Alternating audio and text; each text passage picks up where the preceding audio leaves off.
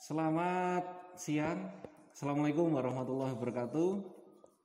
Saya ucapkan selamat datang untuk anak-anakku kelas 10 TBSM atau Teknik dan Bisnis Sepeda Motor di SMK PGRI 1 Nganjuk.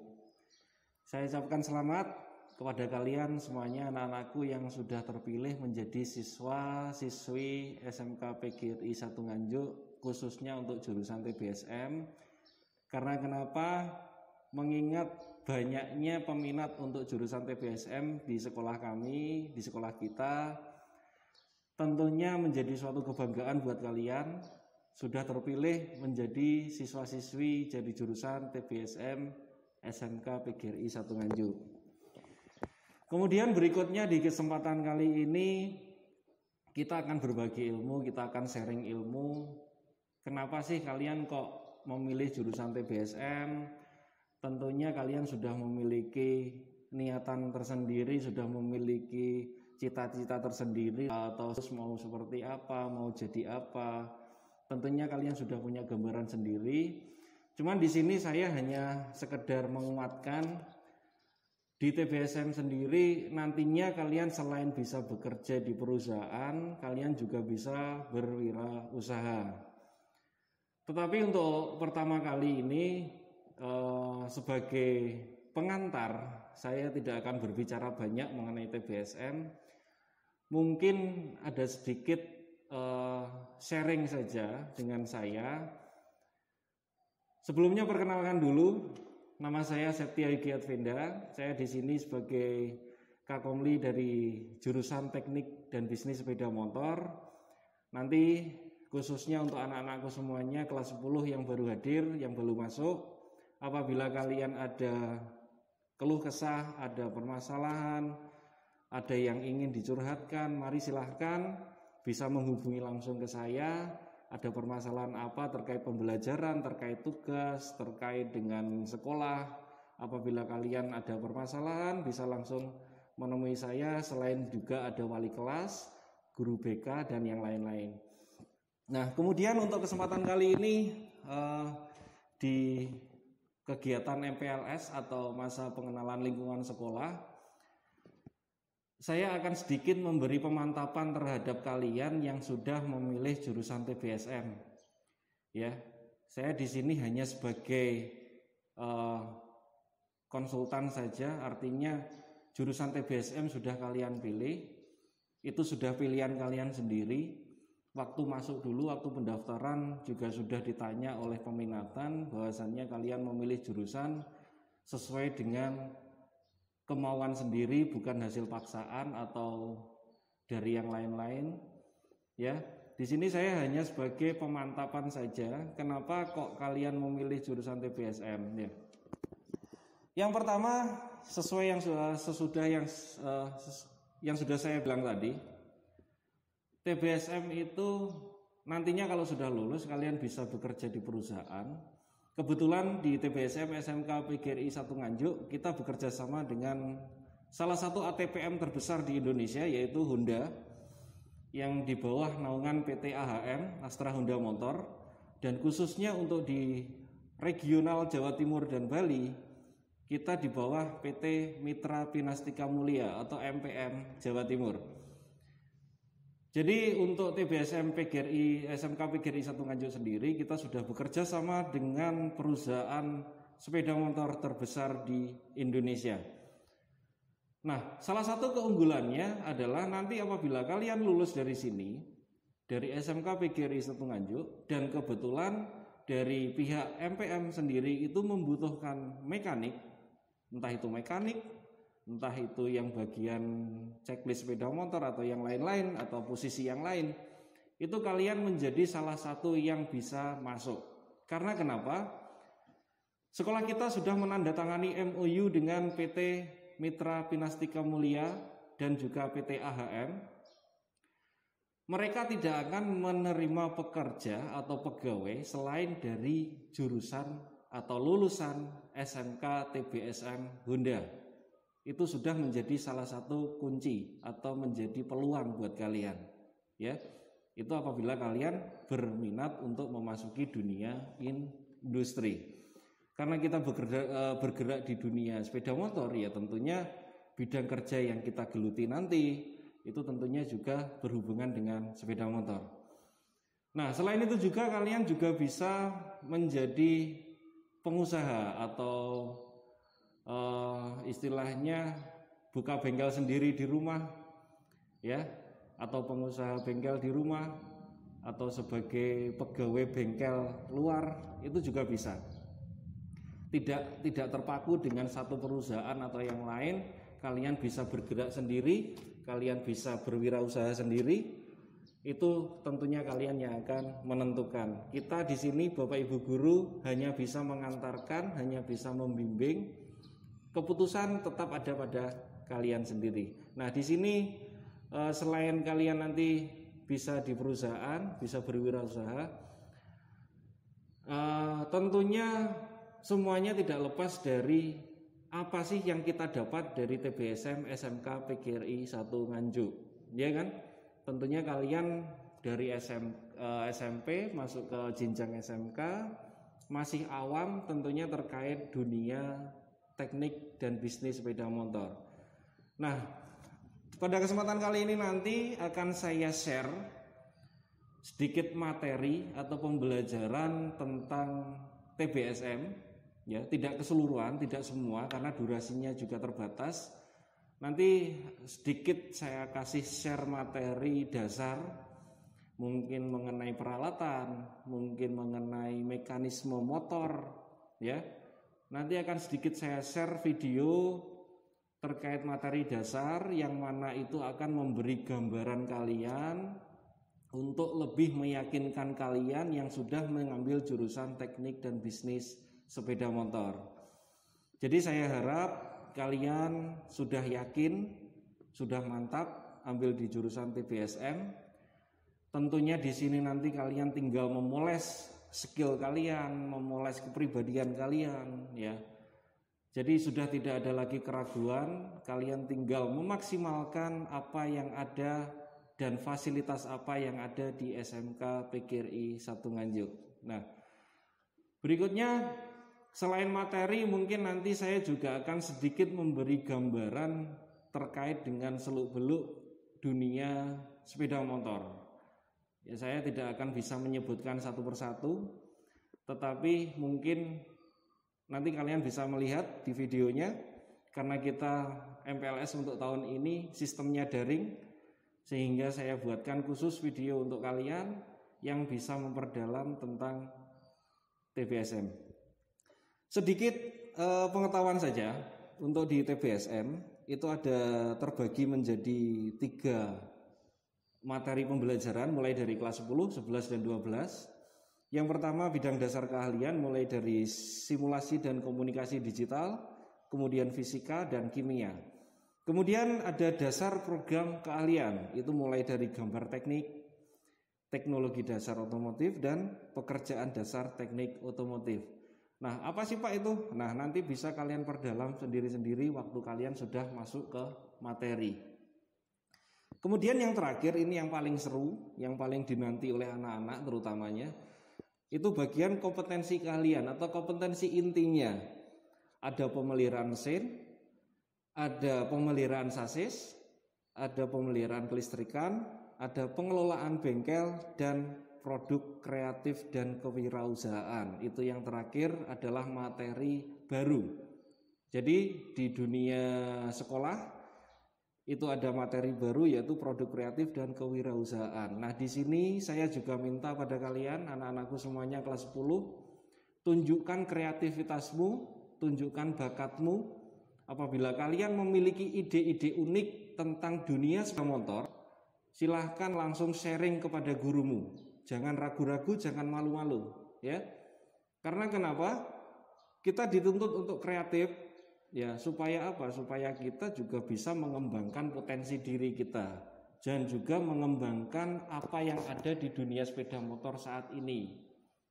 Motor saat ini itu pastinya perkembangan dari puluhan tahun yang lalu. Nah, untuk ide kalian yang saat ini muncul, bisa jadi itu menjadi suatu gebrakan untuk puluhan tahun yang akan datang.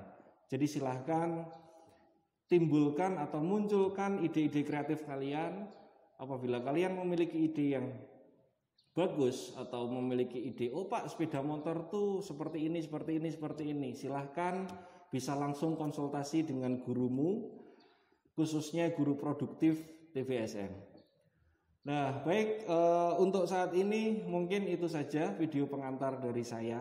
Selanjutnya akan saya share video atau materi mengenai macam-macam peralatan yang kita gunakan, apa saja peralatan yang kita gunakan di jurusan TBSM.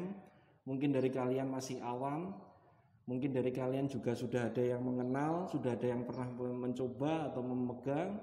Cuman saya yakin sebagian besar dari kalian masih awam terkait peralatan yang ada di jurusan TBSM. Baik, silahkan menikmati videonya. Jangan lupa tetap semangat. Assalamualaikum warahmatullahi wabarakatuh.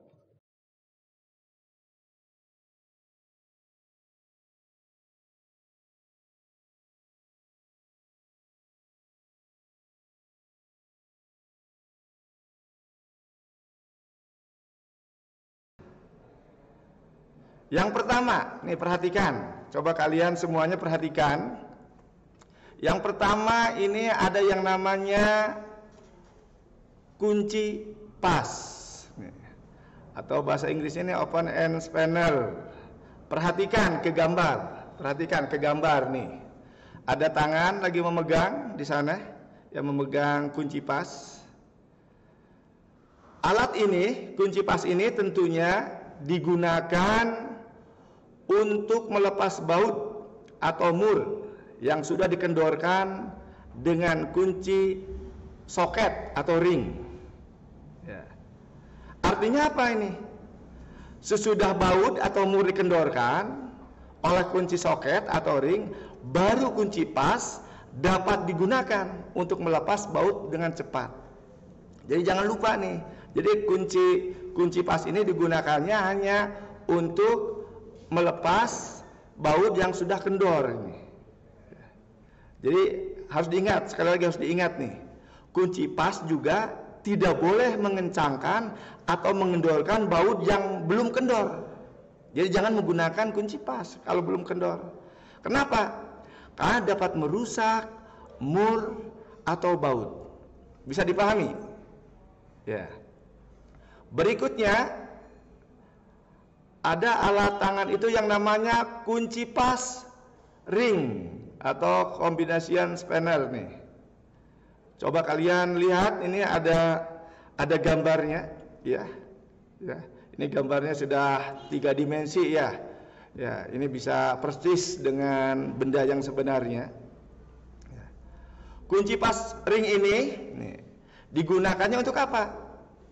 Ini digunakannya untuk mengencangkan atau mengendorkan baut atau mur, terutama pada bagian-bagian yang tidak terjangkau oleh kunci soket. Kunci pas ring ini cukup praktis karena bagian ring dapat untuk mengencangkan, mengendorkan, sedangkan bagian pasnya bisa untuk melepas dengan cepat. Tentunya kunci pas seperti yang sudah Bapak bahas tadi, kunci pas itu kalau sudah mur bautnya kendor. Bisa dipahami? Ya, kita teruskan. Di dalam prakteknya nanti kunci pas ini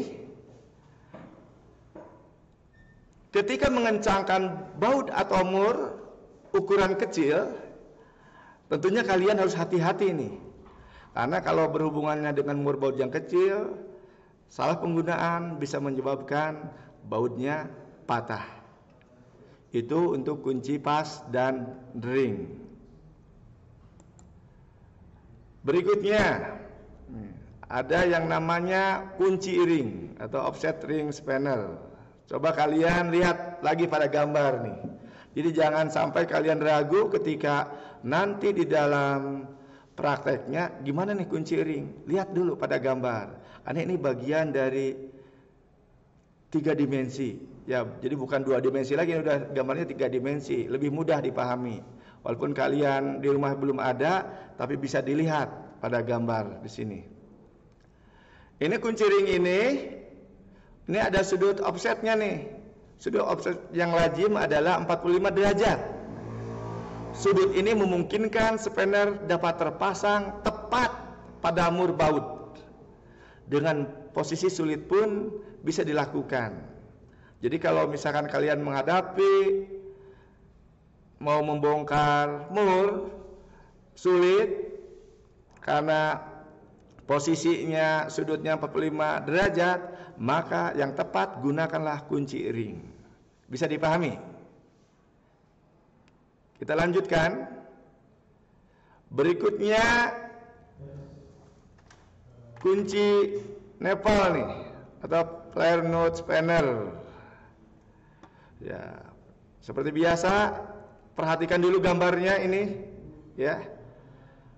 Yang di atas, nah ini kunci nepalnya nih. Ini digunakan untuk mengencangkan, melepas baut pada sambungan pipa. Ya, jadi digunakan untuk sambungan pipa. Kalau kita di otomotif, nih, Bapak memberikan gambar dengan contoh di bawahnya. Boleh kalian lihat di bawahnya. Ya, Bapak menggerakkan pointernya nih. Nih, ini kunci nepalnya nih, ya. Ya. Kalau di otomotif ini digunakannya nih untuk mengencangkan, melepas baut pada injektor lain atau pipa rem. Nah, ya, biasanya kalau ketika membleeding nih, membuang angin palsu, tentunya ini kita membutuhkan yang namanya kunci nepal seperti ini. Nih, ini gambarnya. Ya. Berikutnya, ini masih alat-alat tangan. Engkol percepatan. Nah, ini engkol percepatan. Seperti ini gambarnya. Ya. Jadi ini alatnya tidak lurus, ya, melengkung.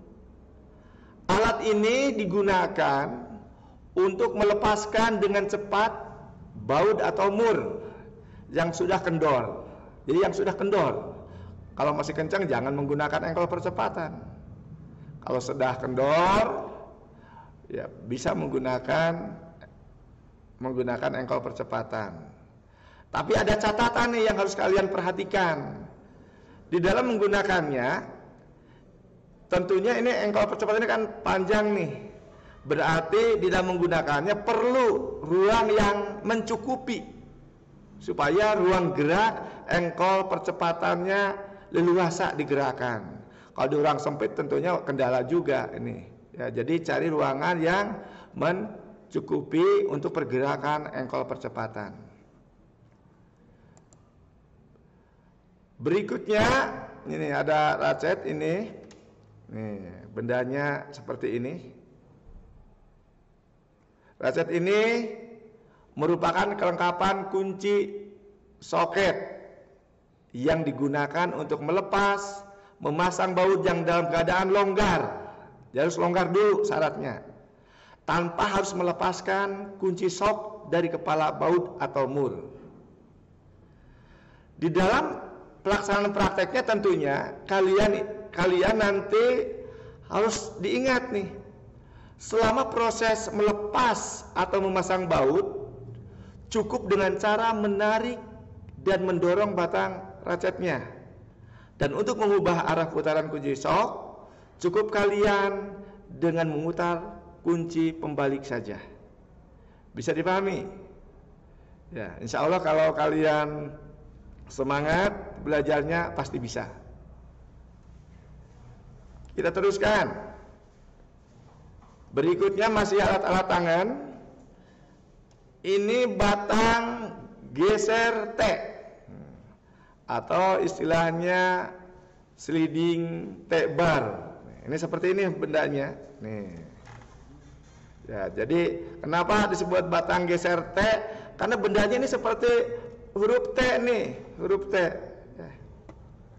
Alat ini digunakan untuk mengendorkan sebuah mur atau baut yang sangat kencang.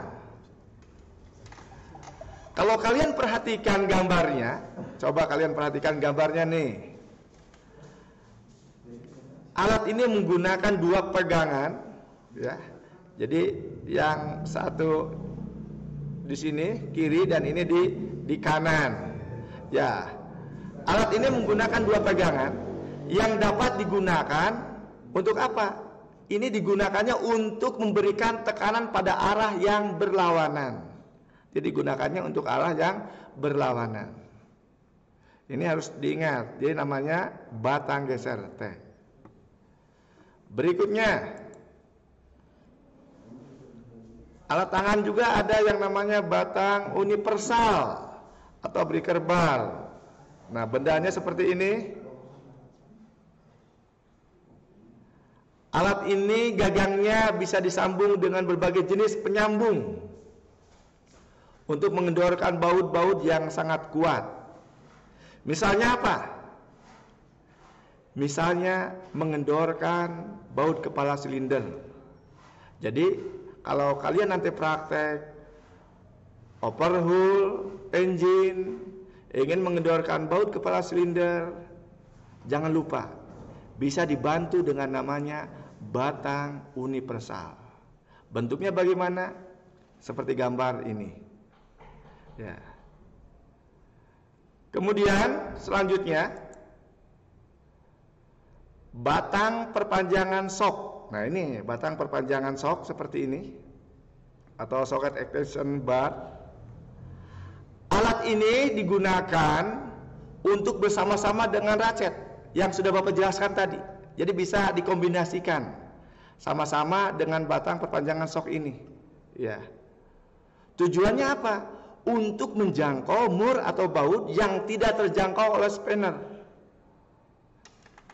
Di dalam penggunaannya, pastikan extension sejajar dengan head nut atau head ball dan soket terpasang dengan aman serta tidak berada dalam posisi miring pada suatu sudut. Jika tidak, maka extension dapat tergelincir sehingga menimbulkan kerusakan pada tool atau kemungkinan cedera. Bisa dipahami?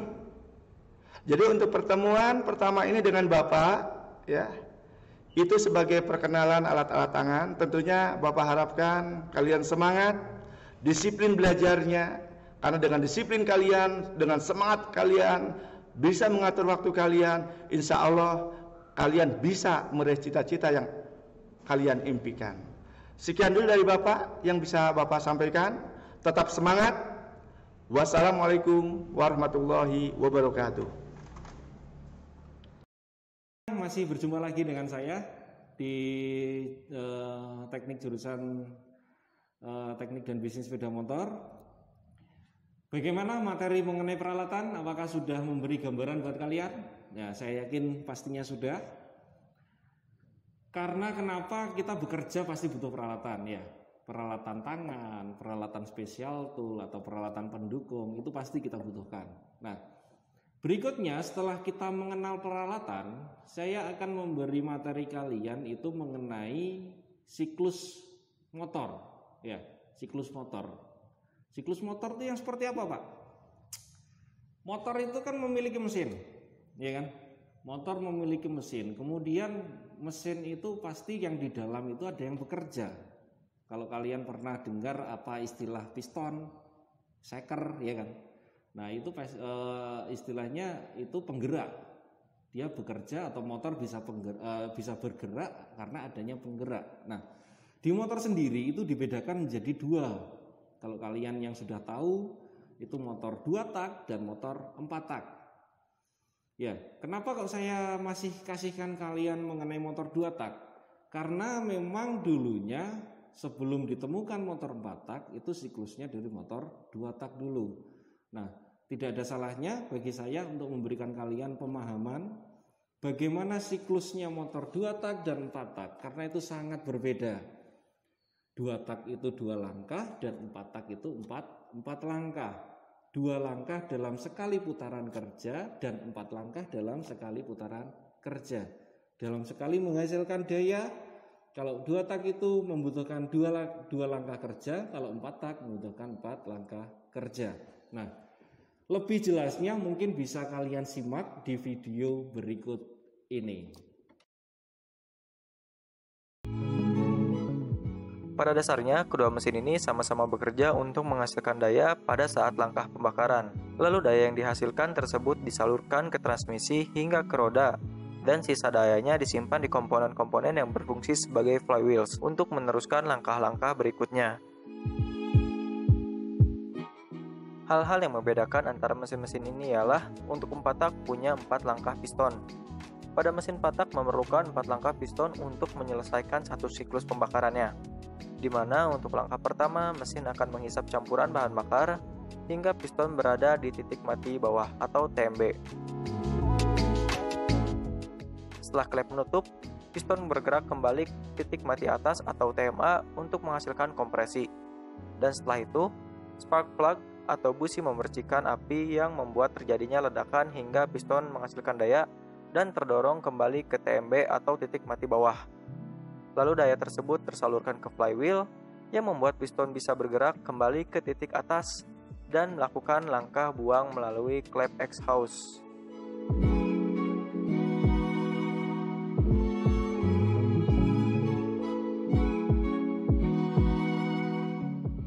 Berbeda dengan mesin 2 tak. Mesin ini hanya memerlukan 2 langkah piston untuk menyelesaikan satu siklus. Ketika seher naik, pada bagian bawah ruangan akan membuka reed valve atau katup buluh sebagai pintu untuk menghisap bensin yang sudah tercampur dengan oli samping bersamaan dengan udara sebagai suplai oksigen menuju bagian crankcase. Berbarengan dengan itu, pada dapur pacu atau silinder terjadi kompresi hingga ke titik mati atas atau TMA pada campuran bahan bakar yang sebelumnya sudah tersedia pada ruangan pembakaran. Pada TMA atau yang kita kenal dengan titik mati atas disambung dengan langkah kedua, di mana busi atau spark plug memercikan api untuk memicu ledakan yang membuat piston terdorong kembali menuju ke titik bawah atau TMB. Namun, ketika piston mulai membuka exhaust port atau saluran buang, sisa pembakaran akan bergerak keluar. Lalu, ketika piston bergerak semakin ke bawah, piston akan membuka transfer port, di mana campuran bahan bakar di bawah piston atau tepatnya crankcase akan terhisap ke dalam ruang bakar dan membilas sisa pembakaran sebelumnya. Dan saat piston bergerak ke atas, sebagian bahan bakar akan kembali ke dalam crankcase hingga piston selesai melewati transfer port dan kembali membuka reed valve atau katup buluh. Namun di bagian ini terjadi ketidakefisienan, di mana sebagian dari bahan bakar yang belum terkompresi ikut bergerak ke saluran buang. Dan begitu seterusnya untuk menyelesaikan setiap siklusnya dalam mesin 2 tak ini.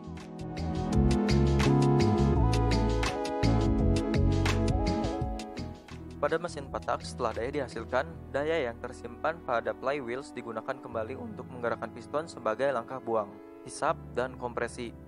Ditambah lagi komponen yang lebih kompleks membuat kebutuhan daya yang lebih besar untuk menggerakkan komponen-komponen mulai dari krek as hingga ke bagian valve atau katup mesin.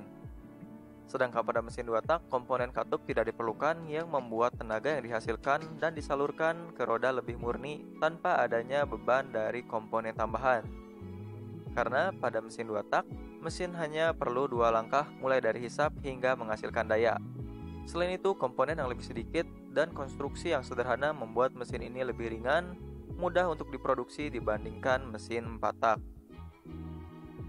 Tapi di samping itu, mesin 2 tak juga punya kekurangan, di mana mesin ini cenderung lebih cepat aus dibandingkan mesin 4 tak. Hal ini disebabkan sistem pelumasan yang menyatu dengan bensin yang disemburkan dalam bentuk kabut dari karburator, membuat pelumas tidak bisa menyebar sempurna ke dalam saluran mesin. Ditambah, ruang bakar yang tidak menggunakan klep membuat bahan bakar yang masih mentah banyak yang terbuang sia-sia saat mesin hendak memasuki ruang kompresi. Hal tersebut menyebabkan konsumsi BBM yang tinggi dan emisi buang atau polusi udara yang lebih pekat. Tidak hanya sampai di sana, mesin 2 tak juga lebih mudah panas karena menghasilkan putaran mesin yang lebih tinggi dan pada setiap kali putar mesin menghasilkan ledakan yang mengakibatkan mesin 2 tak lebih rentan terhadap overheat. Sementara kekurangan pada mesin 4 tak adalah mesin yang lebih berat, komponen yang lebih banyak dan kompleks menyebabkan hasil gaya gesek yang lebih banyak juga. Hal tersebut membuat mesin 4 tak lebih tinggi biaya pembuatannya.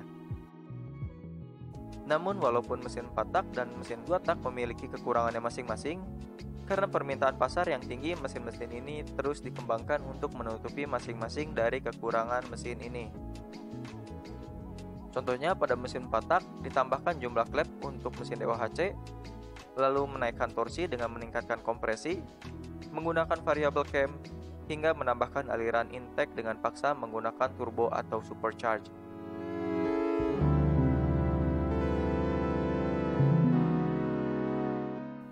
Pada mesin 2 tak juga masih dikembangkan hingga saat ini, seperti penambahan injection dan katup balik untuk mengurangi emisi buang atau polusi yang tinggi, serta menambahkan power pada mesin.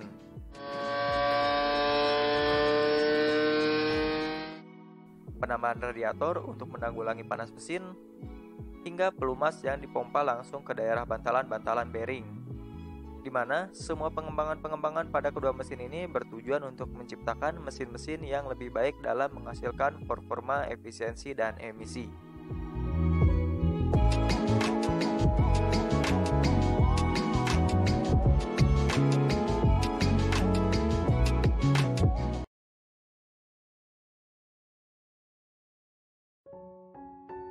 Ya, bagaimana anak-anakku? Menarik bukan mengenai sepeda motor, ya kan? Yang awalnya kalian belum paham, pastinya di sini terkait materi tadi sedikit banyak pasti akan memberi pemahaman pada kalian. Nah, tetapi bukan hanya itu saja yang bisa kalian pelajari di sini. Tentunya masih banyak lagi, ya kan? Terkait dengan bagaimana apa itu pengapian, apa itu kelistrikan bodi, kelistrikan pengapian, masih banyak, ya kan? Bagaimana itu sasis, roda, rantai, rem, dan lain-lain, itu masih banyak yang perlu kalian pelajari. Nah, tentunya itu tadi hanya pengantar dari saya untuk mengisi atau memberi materi kalian di kesempatan program MPLS kali ini, ya kan? Selebihnya nanti akan kita pelajari selama 3 tahun ke depan. Ya, kalian di sini masuk kelas 10, kelas 11 kalian prakerin atau praktek kerja industri. Kemudian di kelas 12 selama 3 tahun akan kalian pelajari seluruh materi mengenai TBSM di SMK PGRI 1 Nganjuk. Nah, pesan saya itu nanti akan menjadi penyemangat kalian, ya, kalian supaya lebih semangat lagi sekolah di sini. Tentukan tujuanmu, tentukan goalmu, kalian mau jadi seperti apa di jurusan TBSM, sehingga kalian memiliki target. Nah, kalau sudah memiliki target, segera berusaha untuk mencapai target tersebut. Jadi kalian tidak hanya sekedar sekolah, datang ke sekolah, jajan di kantin, setelah itu duduk, setelah itu pulang, tidak, ya. Tetapi usahakan sekolahmu itu bermanfaat buat kamu di kehidupan kamu setelah ini, sebagai bekal kamu, sebagai bekal masa depanmu, ya. Jadi saya harap setelah ini kalian lebih semangat lagi untuk mempelajari apa yang ada di jurusan TBSM SMK PGRI 1 Nganjuk. Nah, saya rasa cukup sekian materi MPLS yang bisa saya sampaikan. Tetap saya pesan pada kalian, tetap semangat, ya, jaga kesehatan, apalagi di musim seperti ini, musim COVID-19 seperti ini. Kita patuhi aturan pemerintah, jaga jarak, jaga kebersihan, jangan lupa cuci tangan. Kemudian nanti apabila ada himbauan untuk masuk ke sekolah, kita masuk seperti biasa. Sementara ini ikuti dulu panduan yang ada dan ikuti himbauan yang ada. Apabila kalian disarankan untuk belajar di rumah, tetap ikuti sesuai dengan jadwal yang ada.